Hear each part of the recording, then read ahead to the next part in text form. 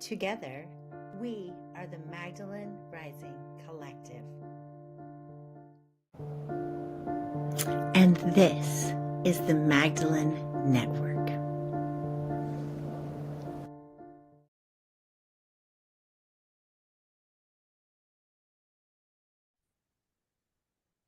Welcome back to the Magdalene Rising Summit and the Magdalene Network.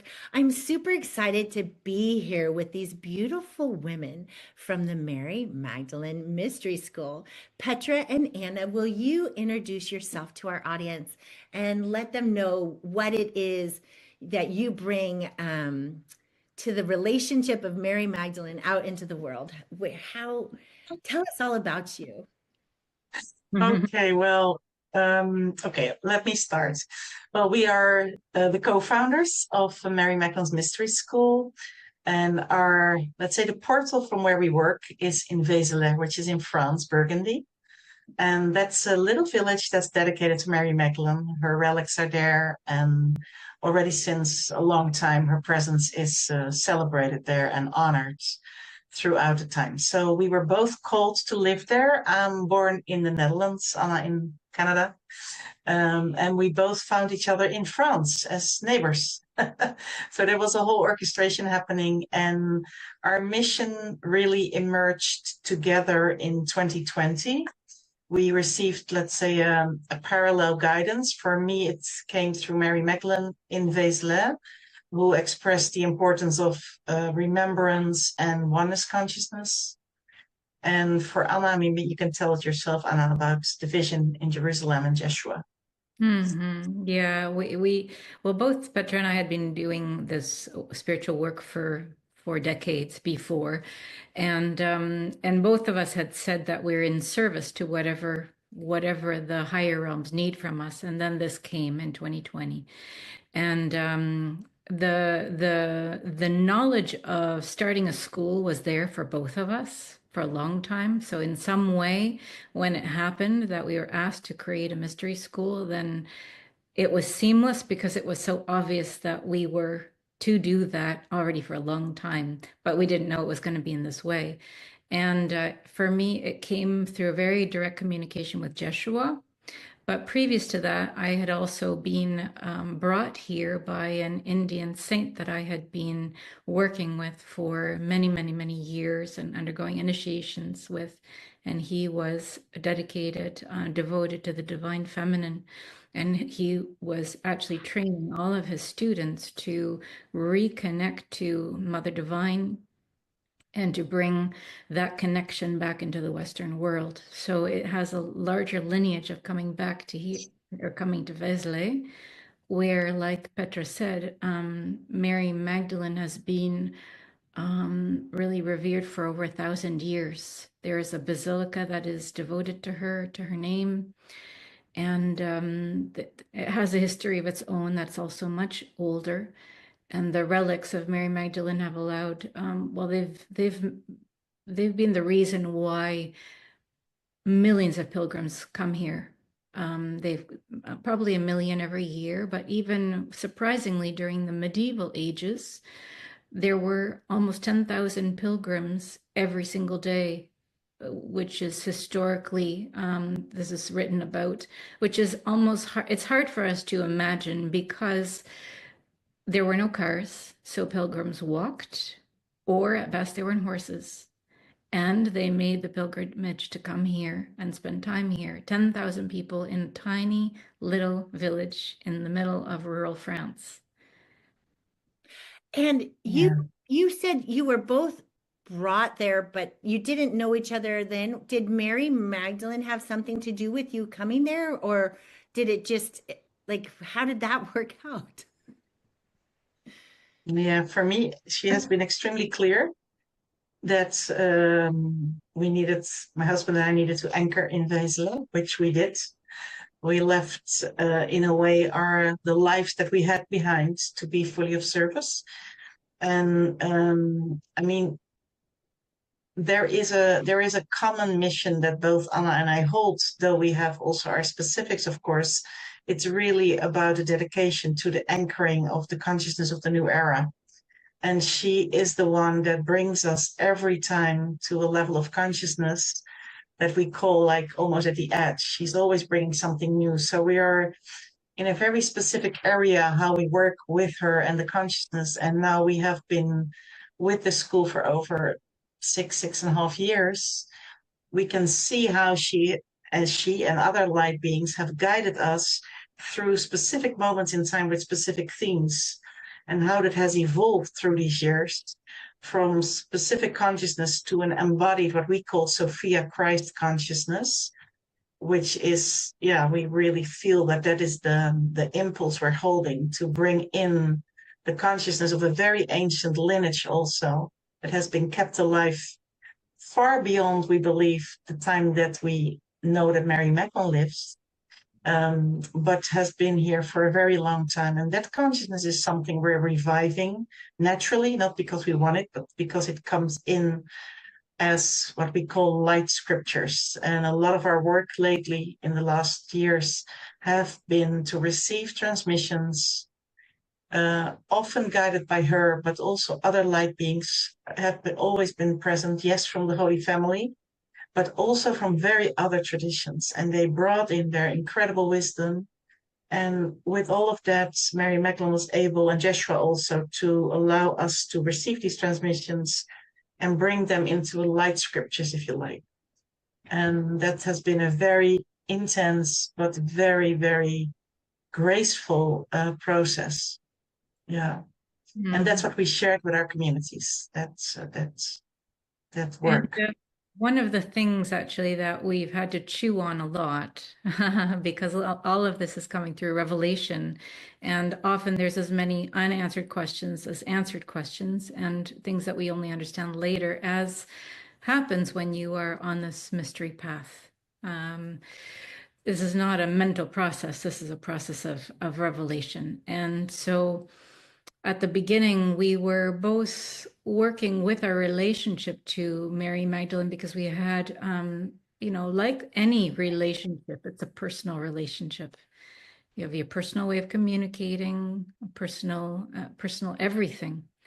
And one of the things that we realized very early on is that we were in a way resurrecting the memory field of the Essene consciousness, which is the people in our community and so many more are connected to this lineage, the Gnostic lineage, the pre-Christian lineage that through which Christianity arose. And so we had to remember. In a way, we had to remember, and that took some time. Actually, it took a few years of work through meditations, through reconnections, through activations, through code activations, in order to really fully grasp that level of our memory.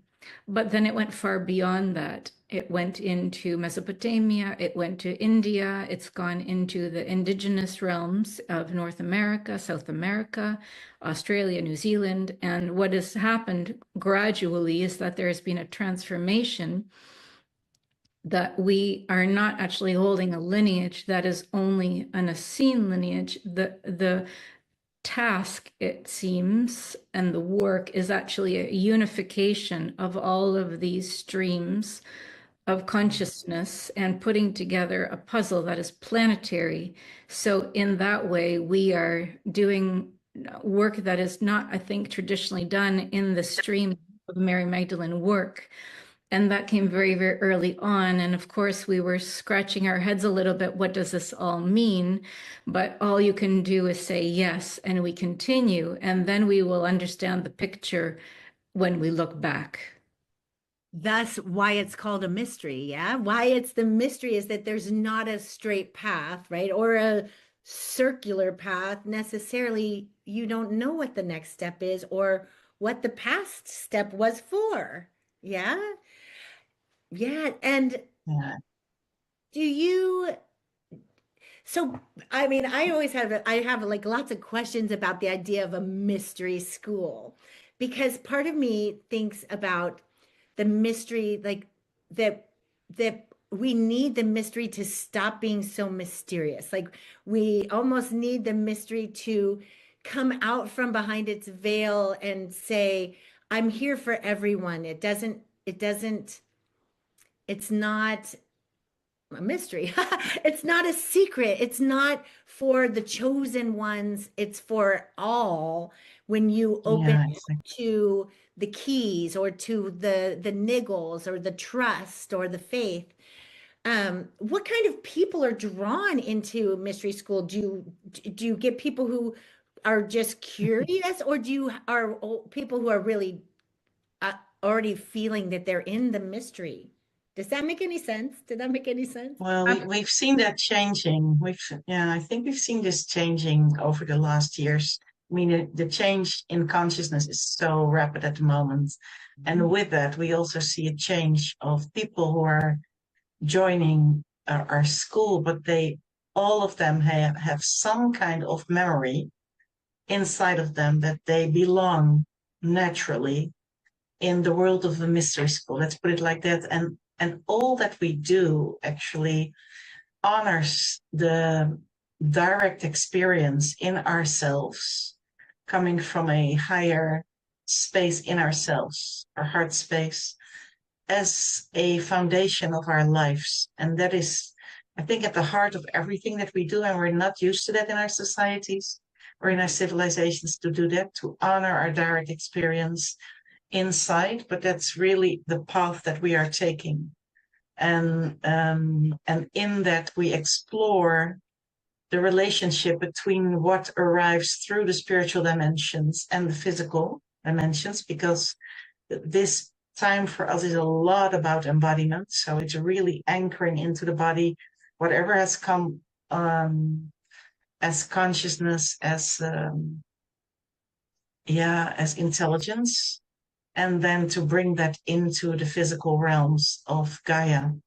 And lately, we see that we serve in even a more intense way in co-creation processes with Gaia Earth to support the transition that we, I mean, we're one and the same in a way, are moving through this whole period of huge transition. And yeah, we're guiding the individuals through spiritual processes. And together we support collectively a movement to remember humanity's divine heritage. So we allow a lot of space for each path, for each and every one. And we train the direct experience a lot. Yeah. This is almost not always, sorry, this is not always easy, right? Because we are trained to behave appropriately, let's say, according to each person's culture, and to think appropriately according to our heritage, our ancestral line, our cultural line. And so it's very much about deconstruction so that we can actually stand behind what's really going through us and not sort of cater to the thing that we think we should be feeling or think we should be thinking. So it demands an incredibly deep authenticity and even trust in what the impulse is that's coming through, because sometimes it's not really fun as an impulse either. Sometimes it's actually not at all comfortable. And yet, if we are working together and it needs to be said, then we need to be strong enough to be able to hold that as well and not pretend that it's something different. So that requires training and actually gathering spiritual strength to know, well, what is going through me is not necessarily a personal thing. It's just that through me, it needs to be said, or it needs to be done, or it needs to be felt, or whatever needs to be done. And I need to honor that and honor even though I don't understand it. And so we're in a way cultivating a community that is based on this understanding, which makes it so much easier because nobody is then stepping back again and taking things personally. Or if they do, then very quickly they stand up again with the help of the community to really make space for that voice that's coming from the field about what is needed to come back into balance and harmony. So in this whole process, we were asked a couple of years ago to create an alchemy program, which is really universal. Alchemy is universal. It doesn't come just from one lineage, although it may look different in different lineages. And in this alchemy program, which is a very, very deep 2.5 year program, we are actually training this ability to be authentic despite what might be uncomfortable. And we're training people to work together in silence, to be able to go into silence and ask the field what is needed, what is necessary. And by doing this in small groups over time, there's metaphysical tasks that come that we can be of service to. And with this common learned language of being comfortable going into silence together in quiet, still space within ourselves, into the sacred space of our hearts, connecting to our higher selves from this eagle eye view, or from nothing at all, just simply space, and saying, I'm in service, then these small groups are actually being asked to take on certain metaphysical tasks. And it's really beautiful to be at a point now in our human experience, in our evolution, where we are doing this consciously, not only in a local community, but actually able and capable of doing this online planetarily. It's really extraordinary. It's almost as if it's a redefinition of intelligence, because you said something about intelligence, and like we've been so taught intelligence is in a book, it was written down by a man, and if it's not in a book or in a library, it's imaginal. And allowing that gnosis to become a new, like to have a rightful place with the written word that we've given so much power to. I really love Yeah. the concept of like the remaking of what is intelligence. What can we lean on as truth? And that truth doesn't only come from a book. In fact, maybe truth absolutely does not come from a book. I don't know, maybe. You talked about lineage, and I want to, is it blood lineage? Is it no, like spiritual lineage? What kind of lineages, when you're talking about lineage, are you speaking of? Consciousness, a consciousness lineage. Hmm. And how is that different? How is that different than a blood lineage? Well, in some way it is related, right? Because our consciousness affects our biology. So there is a relationship. But, before we all arrived here on Earth, we came from someplace else. So there is a whole galactic level to this understanding that most of us are kind of coming into at this time, and are starting to integrate. And so we didn't come here randomly. We came here with certain work to do, a certain vision. And one of the founding lineages that we are connected to at the very, very beginning in the primordial times of Gaia is this Sophia Christ lineage. It's a lineage that is connected to wisdom, knowledge, love, balancing those three, bringing those to service, and a unity field, a field of oneness. And over the history of life here on this planet, there have been many, many, many disruptions and distortions that have occurred here that are not necessarily in alignment with the original plan for this planet. And so a lot of blueprints were imposed that are not in alignment with the original blueprint or the original evolutionary, let's say, direction of this planet. So this particular lineage is a consciousness that we all hold, that we are remembering. That's a big part of the work, is remembering. And when we go through the remembrance processes, all of a sudden we know. So it's not mental knowledge, it's not intellectual knowledge, it's not even only intuition, it's a real inner knowing, because you've seen, you've remembered. Maybe you want to say something more to that, Petra. Yeah, I was thinking because this process of understanding our lineage has also evolved throughout the time that we worked intensely, because we could experience our we called it soul family in the beginning, and we were trying all kinds of words to define that group that held the same mission, that we recognized when we saw them, and so on and so on.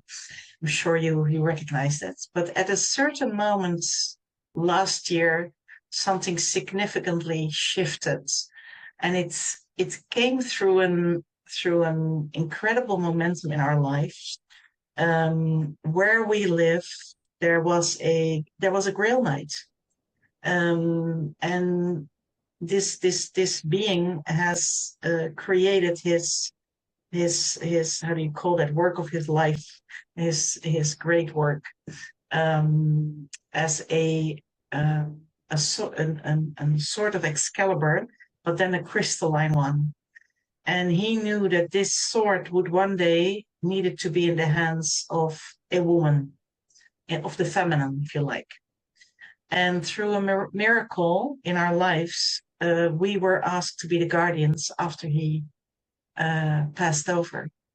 So we received this crystalline Excalibur with a very strong guidance from the inner realms, understanding that the entire lineage of Arthur, the Grail Knights, I mean, you name it, those are the stories, but it goes way beyond that in the kings and queens of this lineage that have held the light burning. And I'm not always talking about visible kings and queens, but those, let's say, royal souls held this crystalline consciousness.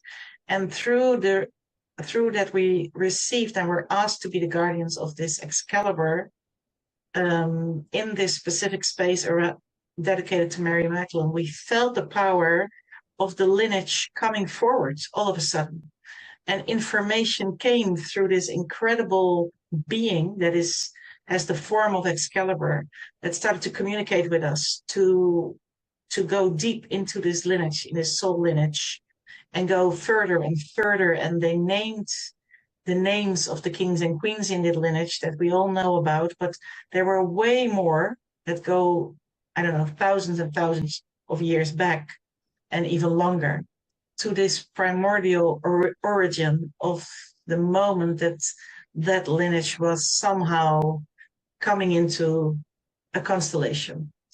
And it's a miracle to be able to work on this level, to be asked to do this work. We can only say that's pure grace, to be able to work with this intelligence, because of course we also are nourished by the opening of this lineage as we're part of it. So we're deeply receiving in giving and opening and working with whatever is being transmitted through us.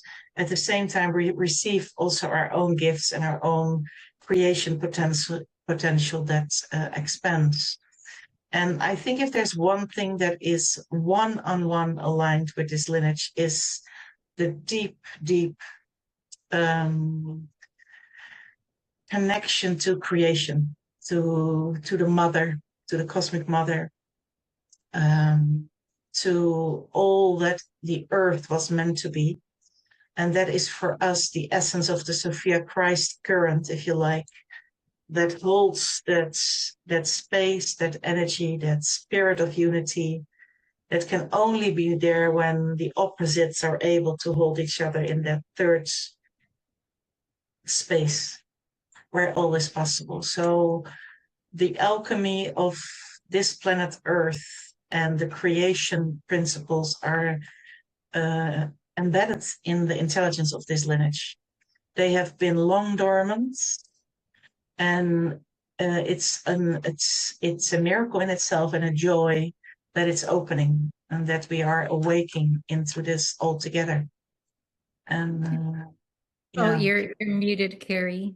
You're muted. I muted myself. This makes me so curious about, okay, because the audience here, we have an audience of, people going to the priestess schools, and we have an audience of people who are just coming out of their religions, and who are really having a hard time even stating the idea that God is within, right? Because God has been a power over them in so many ways. but you were talking about like this, the lineage of knights, and I just had a vision this last week. I got skunked by a skunk. And then I had a crazy vision and I was like, did the skunk help me go to a different realm? And I was a knight. And I was at a night and I was standing at like a round table and I was there for my next assignment for my soul and I got the option to be king. And then for lack of a better word, I fucked it up. I fucked it up good. And I was a selfish king and I tried to remove Mary Magdalene's word.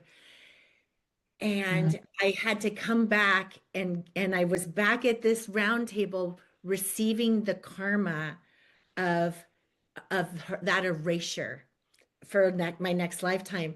And so like this felt like a dream and it felt like real and it felt like knowing. And it also, there's that part in our human selves that say, who am I to think I was once a lineage of a king? Who am I to think I was once a part of the lineage of Mary Magdalene? But in a way, right, after all this time, who are we not to think that we have a part of this knowing within us? And it doesn't, I often feel like Mary Magdalene tells me it doesn't matter the story or the lineage. What matters is the word and the truth. Doesn't matter if I was his partner, his lover, his best friend, the person he saved. Doesn't matter. What matters is the story. And do you think that is also kind of true with the lineage? Like yeah, I had this knowing that I'm a knight, and also it doesn't matter, right? It doesn't matter who I was before. It matters what I allow myself to know deeply in my bones now. Do you think that's true? It does. Absolutely, It does. absolutely. In fact, this is one of the things that we've been trying to, in a way, transform within our alchemy for the people that are doing our alchemy program, because we are actually, there's a whole history, very recent history that we have for all those who have started to awaken early, have been going through healing, through work with their ancestral lines, through I mean, so many levels of coming back to their own power. And it has been absolutely necessary to be clearing karma. And then we have been feeling over the last years, it's time for us to move into a whole new model. That was so needed, but we also need to recognize when it is no longer needed, that we need to be able to interface with reality in another way. So when we have an impulse and somebody says, well, my inner child has been triggered, let's say, well, maybe that's just an indicator that there's work to do. Maybe there's nothing more to heal. It's just simply coming up, you need to be informed somehow that you have work to do. So to redefine what the trigger is and what it is for, in order to participate in the work that is asked of you to do in the metaphysical world. And we are multidimensional beings. So our story here that we are living on at this moment in time, and it can be any story, and there's no better or worse story. They're all stories, and they all have served to grow our souls.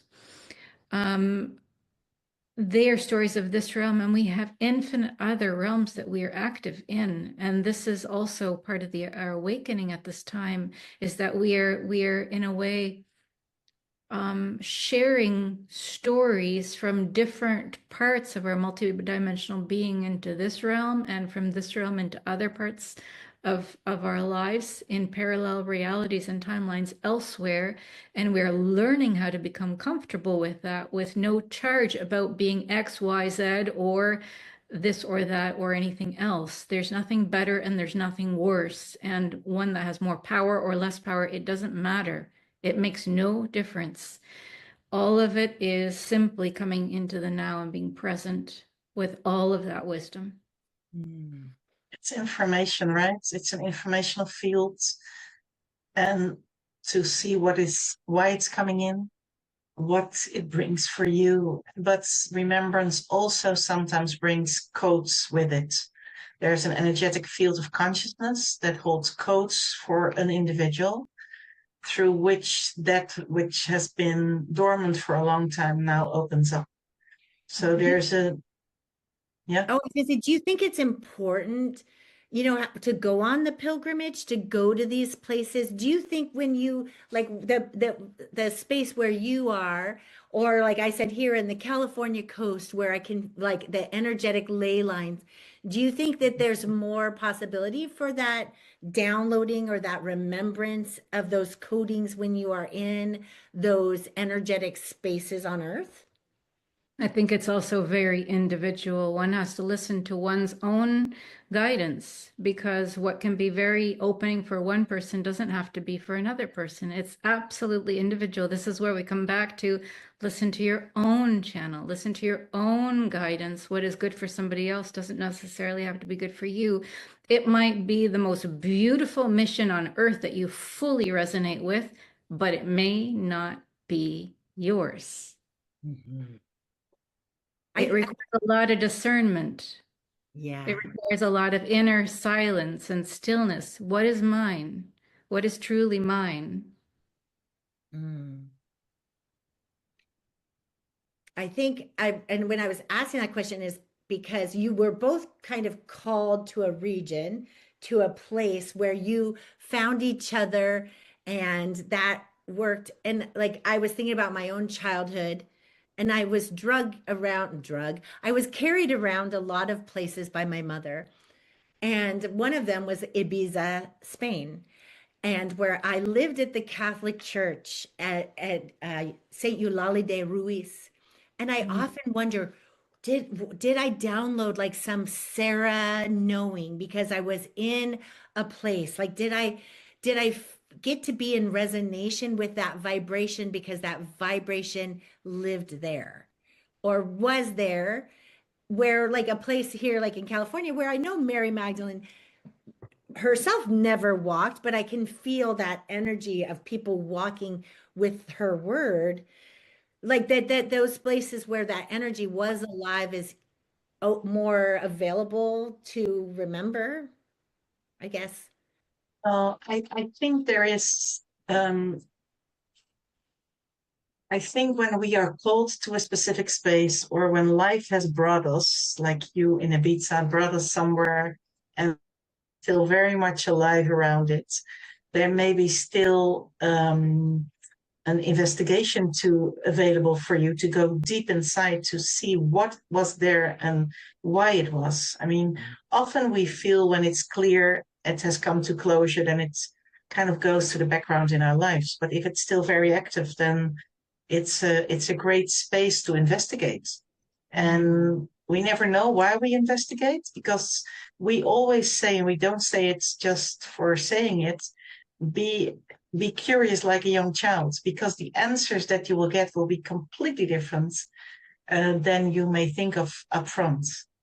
And I feel there is so much said about Mary Magdalene in the world. There's a lot of stories about her, a lot of experiences, and in that whole context of consciousness, it's even more important that you stay with your own truth and your own relationship with her, who she is, because she's way more than the Mary Magdalene we know from history.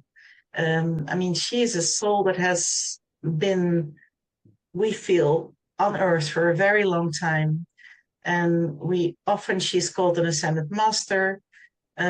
We experience her often, let's say, as an avatar, because she brings us to places that have sometimes, it seems, nothing to do with what we know about historical context.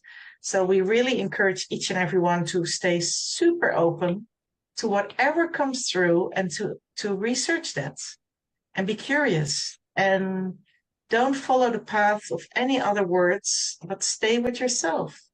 That's the most important. And we say it always, only take what resonates. I mean, we can support you in our school on many levels, but please, we are also human. take only what resonates. And that's the most important for each and every one. Something that we're And learning, so, right? It's a, Keep it's your something hands we're, on the dissonance. Don't keep grabbing the dissonance. Yes. yeah. And you know, what you said before that a lot of people in your community are ones that are leaving the structured religious path. And actually the thing, I think one of the basic things to know about that process is that it requires, you know, when one has been walking like this, it requires doing 180-degree change angle and walking like this. That's the fundamental change. It's just 180-degree change of direction. And that needs to be practiced, because when there's a reflex of walking like this with something on the outside as a guiding force and as an authority, then we need to practice walking like this, where inside me, and it comes to beyond me, it comes to a transcendental place ultimately, is what is the guiding authority. And that is not obvious. And it does, if one has not trained that and has not grown up with that, it requires practice.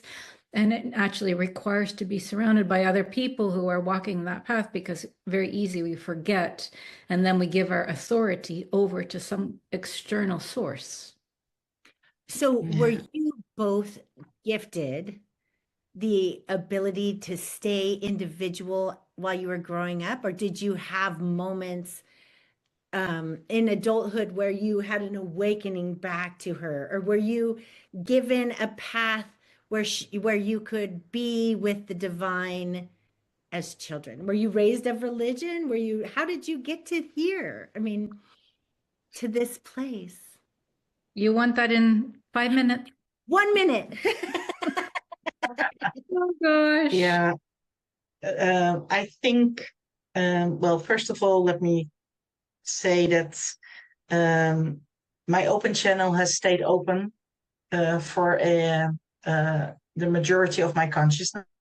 Though I've also gone through the whole Western civilizational systems, the educational systems, the work climates. So I've been in all of that, but always parallel, kept open that what I knew. It's been a whole process to come to a merging of qualities of life experiences of consciousness, to bring it all together and to become as free as possible to really live my soul to the highest possibilities that I can serve in this world. But it has always also has its difficulties, because once you also go out in the world and you interact with fields that do not hold that same consciousness, then it starts to be at least challenging, which is good because it makes you stronger and always come back to the base. And I've been really lucky with both my parents, but specifically my mother, who has always told me, raised me in the way that I should honor my own inner voice. So that's with me. And that whole feminine lineage has worked through that for many, many, many ages. So yeah, I feel that as a very foundational base in my system to be able to deal with what comes in my life. Yeah, but it's a process. I mean, and sometimes still, you know, the energies can be really twirling around like, whoa, there we go again. But we have the tools, we have the consciousness to sit. We have trained it because it comes with training. I mean, there's many children that are being birthed at the moment that hold that capacity already by nature. We come from a generation where we had to make a certain transition, and it's good because we have really alchemized a lot of energies in that way. Yeah. So Anna, you. Oh, well,